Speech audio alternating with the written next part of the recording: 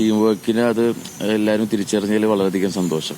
Manjummel boys നമ്മൾ ഭാഷയ്ക്ക് അതീതമായി എല്ലാവരും ഏറ്റെടുത്തൊരു സിനിമ കൂടിയായിരുന്നു.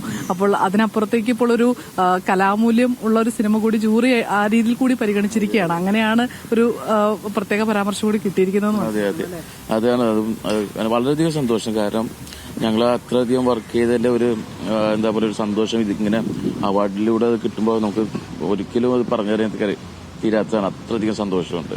ഈ മഞ്ഞുമൽ ബോയ്സ് ആണ് ഏറ്റവും കൂടുതൽ അവാർഡ് വാങ്ങിക്കൂട്ടിയിരിക്കുന്നത്. പ്രതീക്ഷിച്ചിരുന്നു അത്? ഇല്ല, ഒട്ടും പ്രതീക്ഷിച്ചില്ല.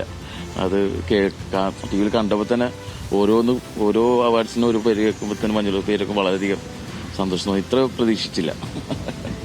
ഇനി മറ്റുള്ളവരെയൊക്കെ വിളിച്ചു എങ്ങനെയാണ് കൂടുതൽ വിളിച്ച് സംസാരിച്ചുകൊണ്ടിരിക്കുന്ന ഓരോരുത്തരെ. കുട്ടേട്ടന് തന്നെ അവാർഡ് കിട്ടിയത് വലിയ സന്തോഷമുണ്ടോ? അതെ, എന്തായാലും റിയൽ കഥാപാത്രം ചെയ്തപ്പോഴേ ഇങ്ങനെയൊക്കെ പ്രതീക്ഷിച്ചിരുന്നത് ഈ ലെവലിലേക്ക് എത്തുമെന്ന് പ്രതീക്ഷിച്ചു? ഇല്ല, അങ്ങനെയൊന്നും പ്രതീക്ഷിച്ചില്ല. ഫിലിം നന്നായിരിക്കും, ഫിലിമിൽ കിട്ടുന്നുള്ളൊരു ചെറിയൊരു ആഗ്രഹം ഉണ്ടായിരുന്നു.